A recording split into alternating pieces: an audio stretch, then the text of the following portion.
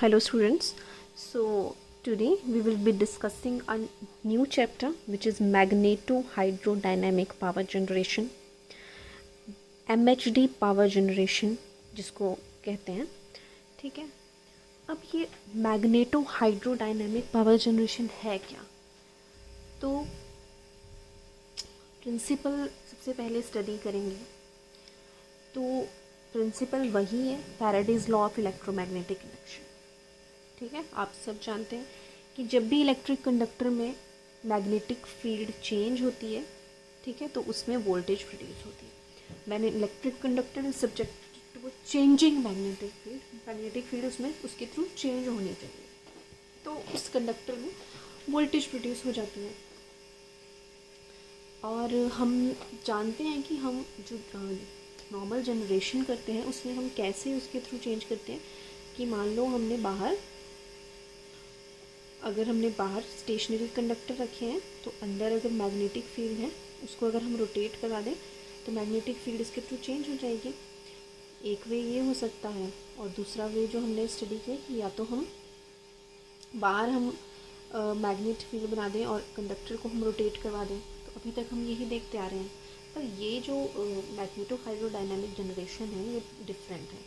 इसमें क्या concept use है कि यहाँ पे जो कंडक्टर है वो एक गैस है. ठीक है, अब conductor is a ionised gas.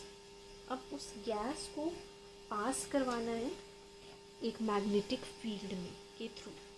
ठीक है, तो सपोज़ मान लो ये इस तरह से मैग्नेटिक फील्ड है, ये नॉर्थ है, ये साउथ है, और इन दोनों के बीच में हाई प्रेशराइज्ड गैस को पास करवाया जाता है. ठीक है, आयोनाइज्ड गैस है जो कंडक्टिंग है, उसको इसके थ्रू पास करवाया जाए. तब ये कंडक्टर है, और इसको जब हम पास करेंगे तो इसके थ्रू मैग्नेटिक फील्ड चेंज होगी क्योंकि ये मूव कर रहा है. राइट, इसमें रोटेशन मोशन प्रोवाइड नहीं कराने की ज़रूरत है, इसमें जस्ट गैस को पास कराया जाता है हाई वेलोसिटी से. तो जब हाई वेलोसिटी से वो क्रॉस करेगी तो ये जो कंडक्टर है इसके थ्रू मैग्नेटिक फील्ड लाइंस जो हैं चेंज होंगी, और यहाँ पे इलेक्ट्रोड्स लगाए जाते हैं. जिस भी चैम्बर से इसको पास करवाया जाएगा वहाँ पे 2 इलेक्ट्रोड्स लगाए जाएंगे जो इसमें जनरेटेड वोल्टेज को जहाँ से कलेक्ट किया जाएगा. ठीक है, तो बेसिकली क्या है, कंडक्टर एक आयोनाइज्ड गैस है which is passed at high velocity through a powerful magnetic field, and electrodes are placed at a suitable position to extract the voltage generated. अब जो वोल्टेज प्रोड्यूस होगी उसको बाहर हमें एक्सट्रैक्ट करना है, तो उसके लिए 2 इलेक्ट्रोड्स हैं, 2 मेटल के कॉन्टैक्ट्स हैं जिसके थ्रू हम उनको अपनी जनरेटेड वोल्टेज को आगे एक्सट्रैक्ट कर सकते हैं. और जो ये आयोनाइज्ड गैस है इसको कैसे प्रोड्यूस कराया जाता है? The ionised gas is produced at high pressure by combustion of fossil fuel. Fossil fuel को ही बर्न किया जाता है. ठीक है, वैसे भी अब आपका कोल पावर प्लांट है तो वहाँ पे कोल को जला के पहले क्या किया जाता है, उसकी हीट से, कोल की हीट से स्टीम प्रोड्यूस की जाती है और स्टीम से टरबाइन को रोटेट किया जाता है. इस तरह से होता है. बट यहाँ पे अब टरबाइन वाला साइकिल अब की ज़रूरत नहीं है, मतलब मैकेनिकली इसमें पार्ट्स जो है वो रिड्यूस हो गए. अब डायरेक्टली फ्यूल को बर्न करने से जो हीट प्रोड्यूस हो रही है उससे गैस को हीट किया जाता है ताकि वो कंडक्टिंग बन जाए. अब यहाँ पे मैकेनिकल पार्ट्स की कोई ज़रूरत नहीं है, टरबाइन का साइकिल हमें नहीं चाहिए, तो अब इसकी एफिशिएंसी ज़्यादा होती है. जस्ट उस कंडक्टिंग गैस को मैग्नेटिक फील्ड के थ्रू पास कराया जाता है. अब यहाँ पे अगर हम बी वाला आप इमेज देखोगे तो ये कंस्ट्रक्शन रहती है. यहाँ पे एक गैस जो हॉट गैस प्रोड्यूस कर रहा है वो सोर्स है, क्योंकि हॉट जो गैस होती है वो प्लाज्मा स्टेट में होती है. मींस जो हॉट गैस है उसमें पॉजिटिव और नेगेटिव पार्टिकल्स में वो आयोनाइज हो जाती है और कंडक्ट करती है इलेक्ट्रिसिटी. तो यहाँ पे हमने हॉट गैस को पास किया तो वो कंडक्टर है, और नॉर्थ एंड साउथ पोल आप मैग्नेटिक फील्ड देख सकते हैं. तो जब भी कोई कंडक्टर में अब वो मूव करेगी जब गैस, तो उसके थ्रू वो मैग्नेटिक फ्लक्स चेंज होगी, और जो वोल्टेज जनरेट होगी उस गैस में वो इलेक्ट्रोड्स के थ्रू, फिर वायर्स हम इलेक्ट्रोड्स से अटैच करके उसको आगे अपने डिवाइस तक पहुंचा सकते हैं. और अगर हम कंपेयर करें इसको ऑर्डिनरी जनरेटर से, तो ये जो इमेज है वो एक टर्बो जनरेटर है. वहाँ पे गैस से जो स्टीम प्रोड्यूस हुई है उसके से हम टरबाइन को रोटेट कराते हैं, तो वहाँ पे मैकेनिकल पार्ट है. बट MHT में कोई भी हमें मैकेनिकल डिवाइस की, टरबाइन की ज़रूरत नहीं है, तो वहाँ पे लॉसेस कम होगी। तो आप जो बी वाला डायग्राम है इसको आप अपने नोट्स में ड्रॉ कर सकते हैं।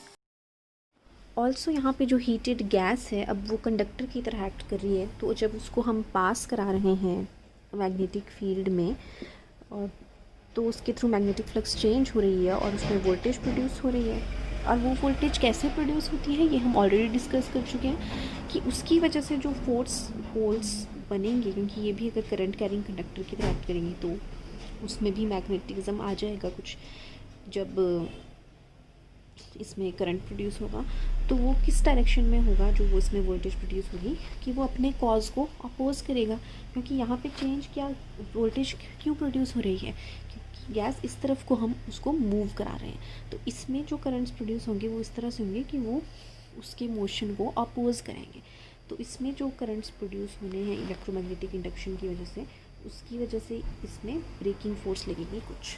ठीक है, हर एक चीज़ में यही कंसेप्ट है कि जिस कॉज की वजह से प्रोड्यूस होता है, इलेक्ट्रोमैग्नेटिक इंडक्शन की वजह से जो आपका EMF इंड्यूस होता है, उसकी वजह से जो करंट्स आएंगे उस, तो जो नेट इफ़ेक्ट होगा वो अपने कॉज को हमेशा अपोज करने की कोशिश करता है। तो यहाँ पे कॉज था कि गैस हमारा इस तरफ को मूव कर रहा था तब चेंज हो रहा था, तो इसमें जो वोल्टेज प्रोड्यूस होगी वो अपने थ्रू चेंज को कम करने की कोशिश करती है। इस तरफ से होगी तो वो गैस के मोशन को अपोज करेगी, इस डायरेक्शन में इसमें मैग्नेटिज्म इंड्यूस होगा जो करंट बनेगा। तो the voltage produced in the ionised gas is such that it experiences a braking force which is also known as language law. Now जो वोल्टेज जनरेटेड है अब वो किन किन फैक्टर्स पे डिपेंड करती है।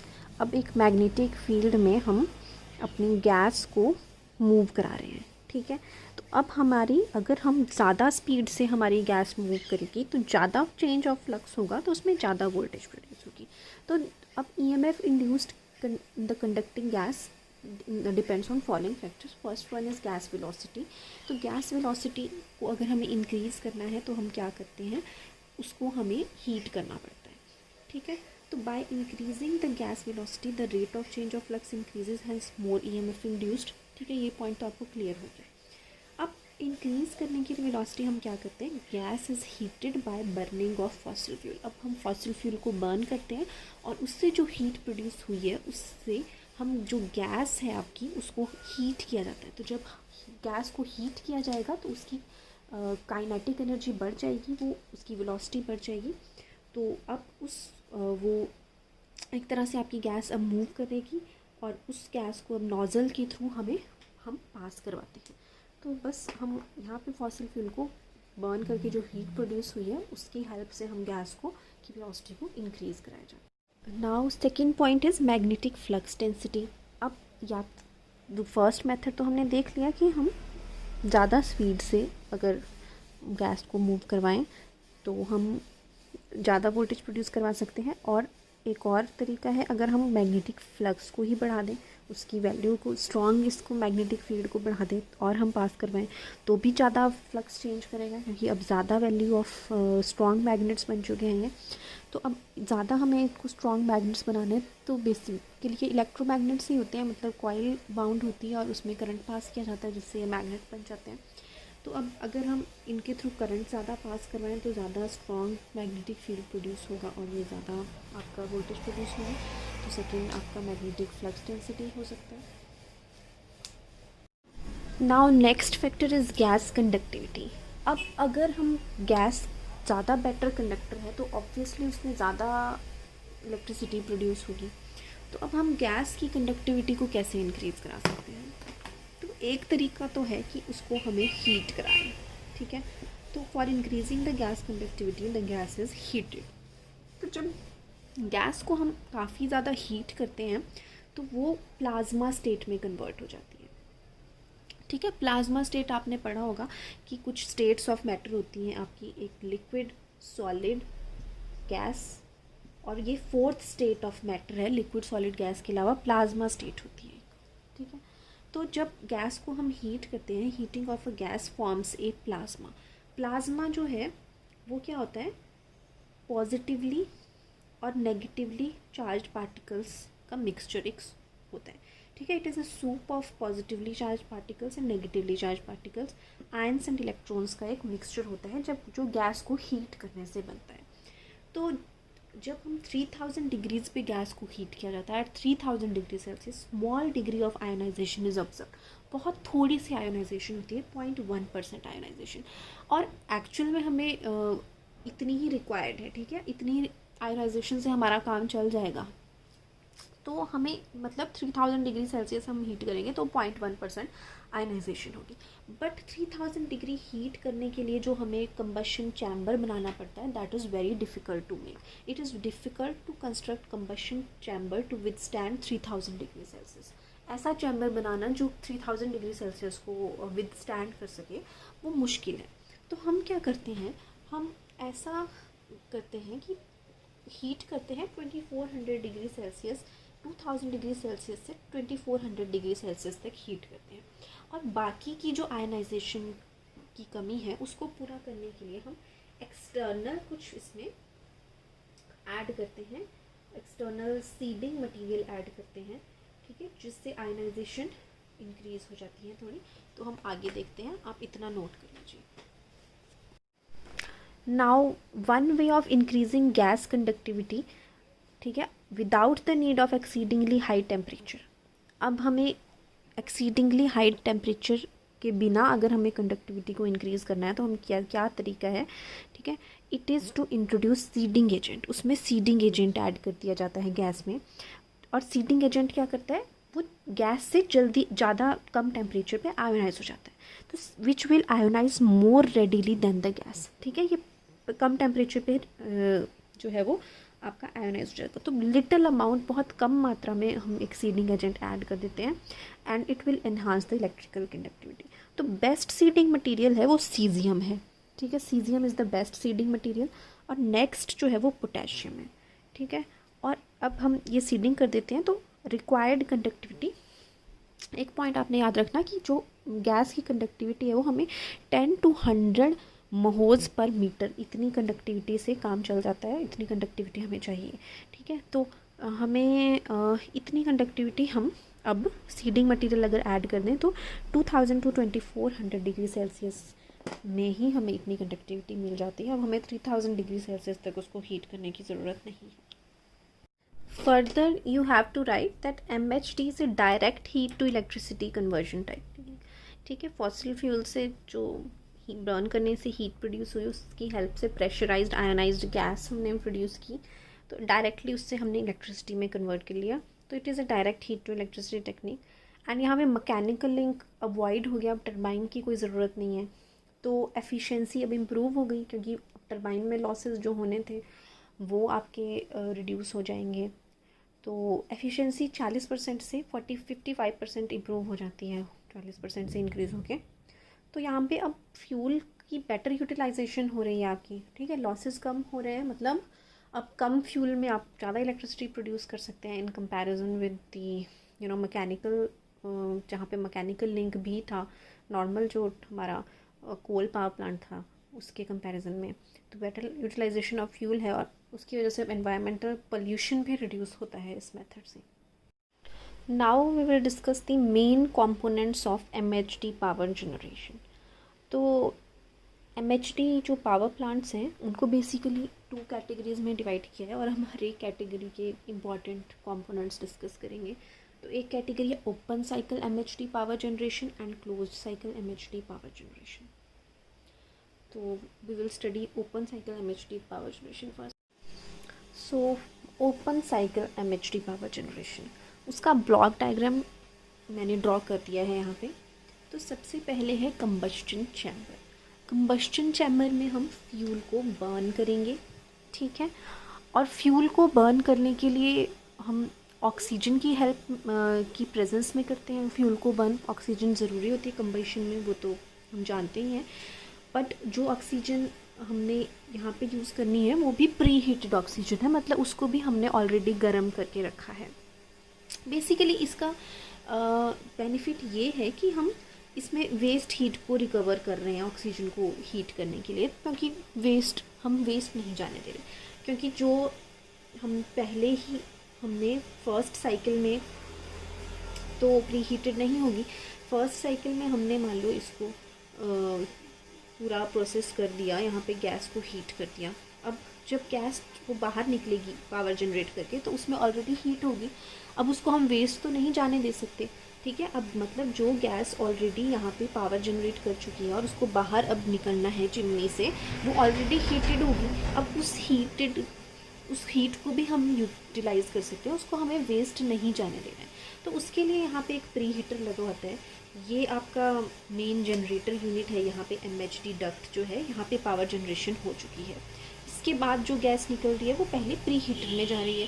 प्री हीटर क्या कर रहा है, उसकी जो वेस्ट हीट है उसको रिकवर कर दे रहा है। मतलब जो गर्म गैस यहाँ से निकल रही है वो वेस्ट उसको बाहर निकलना है चिमनी के थ्रू, तो वहीं पे हमने ऑक्सीजन को भी ऐड कर दिया और ऑक्सीजन वहाँ से गर्म हो गई, उसकी दोनों में हीट एक्सचेंज हो गया, ठीक है। यहाँ से जो वार्म गैस है और जो यहाँ पे कोल्ड ऑक्सीजन है उनमें हीट एक्सचेंज होगा और ये ऑक्सीजन भी वार्म हो जाएगा। अब हम इस प्री हीटेड ऑक्सीजन को यहाँ पे यूज़ कर सकते हैं जस्ट इसकी हीट को हमें रिकवर करने के लिए, ठीक है। तो हम फ्यूल को प्री हीटेड ऑक्सीजन में की प्रेजेंस में कंबस्शन चैम्बर में बर्न करेंगे, ठीक है। तो अब वहाँ से वो हीट, उसकी हीट से हमें क्या करना है, गैस को हीट करना है। क्योंकि जब हम गैस को हीट करते हैं, हमने ऑलरेडी डिस्कस कर लिया कि उसकी कंडक्टिविटी इंक्रीज़ होगी, उसकी वेलोसिटी इंक्रीज़ होगी, ठीक है। तो नोज़ल के थ्रू उसको पास करवाया जाएगा, नोज़ल से भी उसकी वेलोसिटी इंक्रीज़ होगी। उसके बाद MHD डक्ट होगा, वहाँ पे मैग्नेटिक फील्ड के बीच में उसको पास किया जाएगा और इलेक्ट्रोड्स के थ्रू बाहर आउटपुट ली जाएगी। एक और पॉइंट यहाँ पे देखने का है कि जो यहाँ पे जो जनरेशन होती है बेसिकली वो आपकी DC पावर जनरेट होती है, ठीक है। क्योंकि यहाँ पे देखिए आप नॉर्थ और साउथ पोल है, यहाँ पे गैस हमने भेजी है तो एक ही कांस्टेंट अगर स्पीड से गैस फ्लो कर रही है तो रेट ऑफ चेंज जो है वो सेम रहेगा, तो आपको फिक्स्ड एक आउटपुट मिलेगी जितने भी रेट ऑफ चेंज होगा, ठीक है। अनलाइक दूसरे केस में तो हम रोटेट करवाते थे, उसमें हर एक पॉइंट पे हमारा फ्लक्स चेंजिंग जो था वो डिफरेंट होता था। ये हमने स्टडी किया है पूरा डिटेल में, ठीक है। कि जब इस पोजीशन में आपकी कॉइल है तो यहाँ पे इसका फ्लक्स कटिंग मैक्सिमम होता है और जब ये रोटेट होके इधर पहुँच जाएगा, ठीक है, तो इसमें पासिंग तो मैक्सिमम है बट चेंजिंग यहाँ पे मिनिमम होता है। तो बेसिकली हमें साइनोसॉइडल वेव मिलती थी जब हम रोटेट करवाते थे, ठीक है, क्योंकि वहाँ पे रेट ऑफ चेंज होता था, पर यहाँ पे लीनियर मोशन है, रोटेशन नहीं है। तो यहाँ से जो हमें आउटपुट मिलती है वो हमें DC आउटपुट मिलती है, ये भी आपको याद रखने का पॉइंट है। और आप इसको अगर आप दोबारा से रेफ़र कर सकते हैं, मैंने ऑलरेडी लेक्चर बनाया है कि कैसे साइनोसॉइडल वेव फॉर्म हमें मिलती है, स्टार्टिंग में फंडामेंटल्स के प्लेलिस्ट में आपको ये लेक्चर मिल जाएगा। तो बेसिकली यहाँ पे हमें DC आउटपुट मिल रही है, तो अगर हमें इसको AC में कन्वर्ट करना है तो हमें यहाँ पे इन्वर्टर लगाना पड़ेगा, ठीक है। इन्वर्टर हम लगा के हमें AC मिल जाएगा, तो ये है। बाकी इसके बाद डक्ट से जो गैस निकली वो प्री हीटर में गई जो ऑक्सीजन को हीट करने में काम आई। फिर है सीड रिकवरी यूनिट। अब क्योंकि हमने देखा कि उसकी कंडक्टिविटी को इंक्रीज़ करने के लिए हम इसमें सीड भी ऐड करते हैं, सीजियम या पोटेशियम का। उस सीज को भी हम दोबारा से यूज़ कर सकते हैं अगले प्रोसेस में। तो यहाँ पे सीड रिकवरी यूनिट में उस पोटेशियम या सीजियम जो हमने डाला है उसको रिकवर किया जाता है अगले प्रोसेस के लिए। देन पोल्यूशन कंट्रोल यूनिट है, उसके बाद स्टैक है जहाँ से वेस्ट गैसेज आपके बाहर निकलेंगे। अब हम हर एक पॉइंट की मैं आपको थ्योरी बताती हूँ, बट यहाँ पे एक हमारा एरो मिस हो गया। यहाँ पे सीड रिकवरी यूनिट से जो सीड हमने रिकवर किया उसको आप इधर ये एरो बनेगा नॉजल से पहले, ठीक है। यहाँ से जो सीड मटेरियल रिकवर होगा वो दोबारा से हमें उसमें एंटर करना है।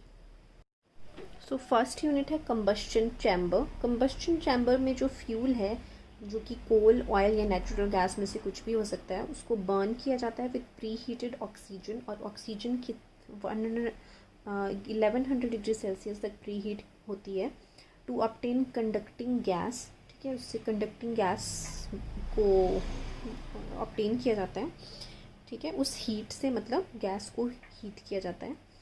एंड वर्किंग, जिसको हम वर्किंग फ्लूइड भी कहते हैं।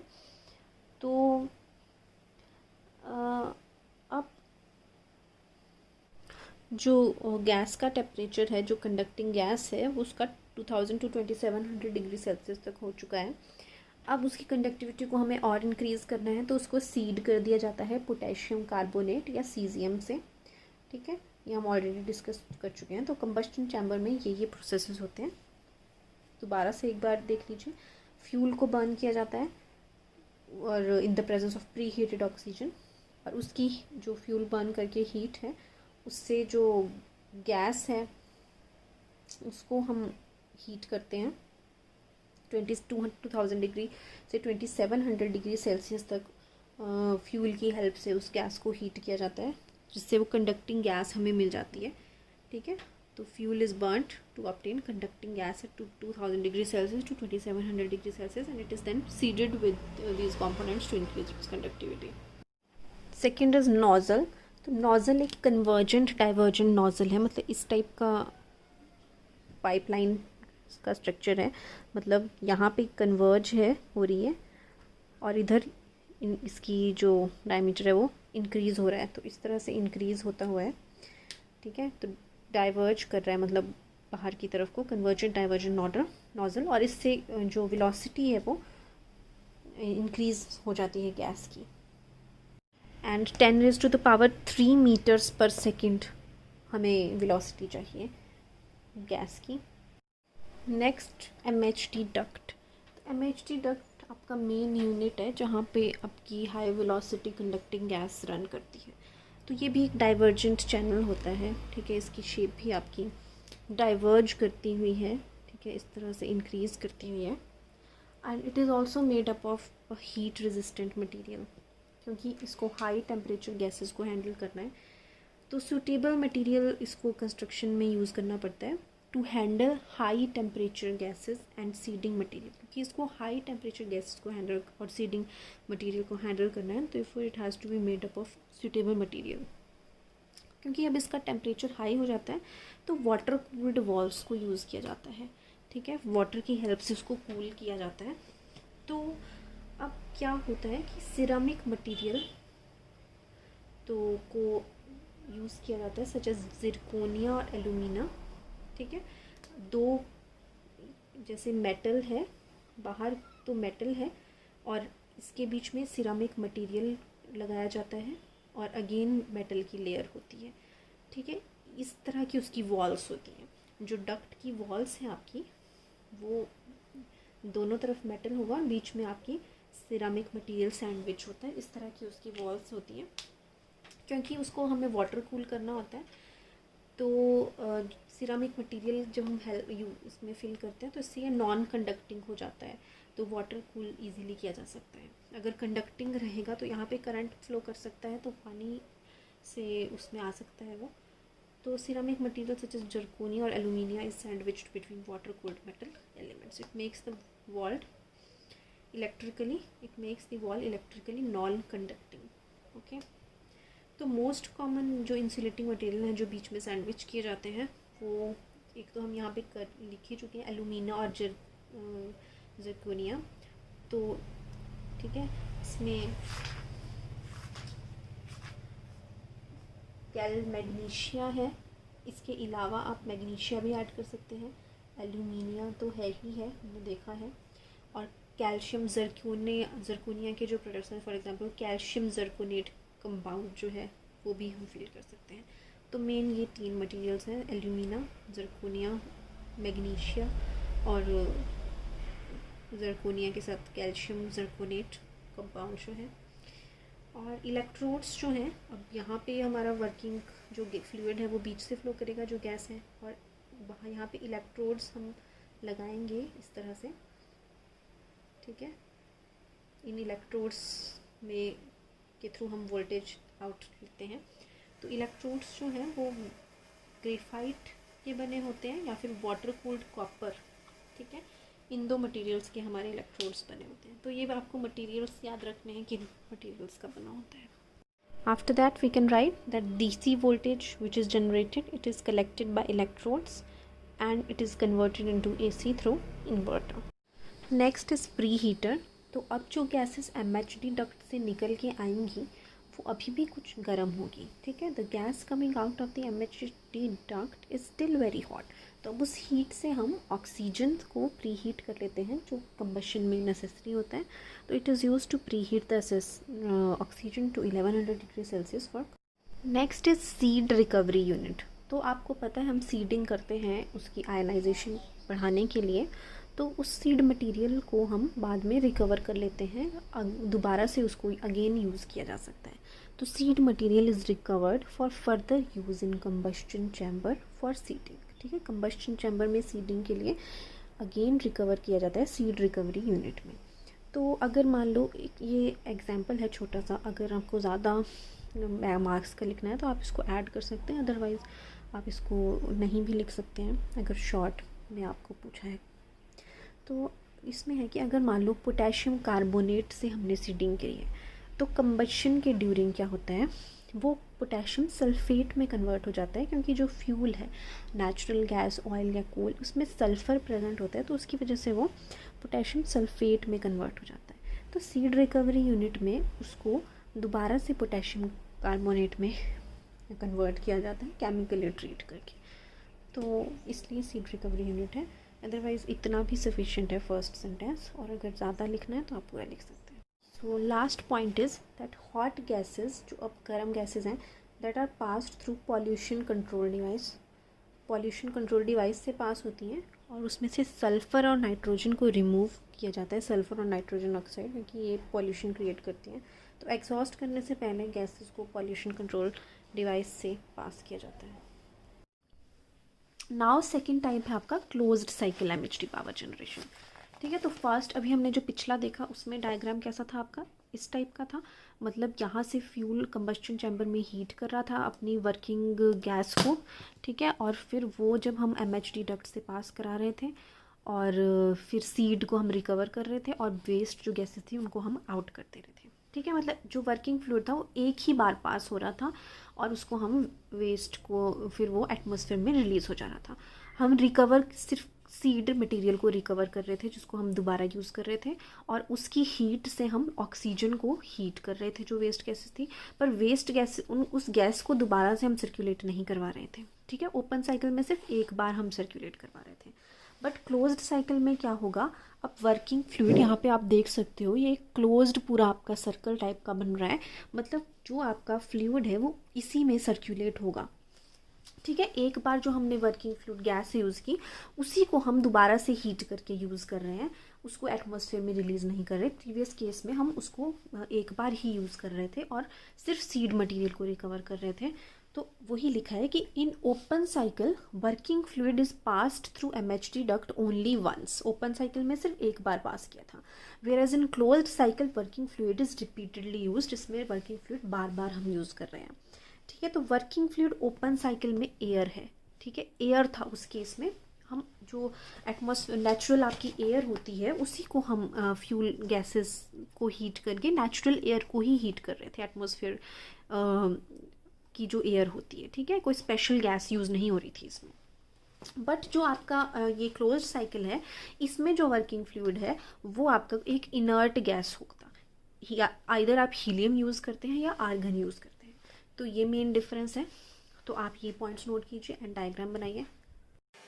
अब इसकी थ्योरी में आपने ये जो मैंने पिक शेयर की है ये लिखना है, तो जो अंडरलाइन पोर्शन है एक तो वो लिखना है आपने, higher temperature and better thermal efficiency are possible closed cycle में, और उसके बाद मेन कंपोनेंट्स जो आपके गिवन है, नंबरिंग गिवन है, ठीक है। फर्स्ट कंपोनेंट है कंबस्टर एंड हीटर, इसको हम कंबस्शन चैम्बर भी बोल सकते हैं। तो यहाँ पे जो आपकी गैस है, यहाँ पे हमें पता है आर्गन और हीलियम यूज़ होना है, तो यहाँ पे हम आर्गन और हीलियम को हीट किया जाता है फॉसिल फ्यूल्स को बर्न करके 1900 डिग्री सेल्सियस तक, और उसको सीड किया जाता है सीजियम से, ठीक है। तो बस इतना लिखना है आपने। फर्स्ट पार्ट जो है, फर्स्ट कंपोनेंट है वो कंबस्शन चैम्बर है, उसमें कैरियर गैस आर्गन और helium is heated by the combustion of and it is seeded with caesium. Second point आपने जो नोट करना है वो है, सेकेंड पॉइंट है MHD जनरेटर। तो MHD जनरेटर में अब जो सीडेड अब हॉट वर्किंग फ्लूइड है उसको पास किया जाएगा हाई स्पीड से, तो बस वही लिखा है, the seeded hot working fluid is passed at high speed, और जो डीसी पावर है it is converted to AC power through inverter. MHD generator में एमएचडी डक्ट भी आ जाएगा, वो हम ऊपर वाले ही पोर्शन में एक्सप्लेन किया, तो उसको बार बार लिखने की हमें ज़रूरत नहीं है। और अब आगे इसमें हमने दो और कंपोनेंट्स बनाए, आप डायग्राम देखेंगे तो एक डिफ्यूज़र है और एक प्री कूलर है। तो डिफ्यूज़र में क्या किया जाता है, the working fluid is slowed down in the diffuser, उसको स्लो डाउन किया जाता है डिफ्यूज़र में, और प्री कूल्ड में अब उसको ठंडा किया जाता है क्योंकि वो गर्म होगा। थर्ड मेन पार्ट है इसका compressor. The pre cooled gas is compressed for heating, अब उसको दोबारा से कंप्रेस किया जाता है और दोबारा से, क्योंकि उसको हीट करना है।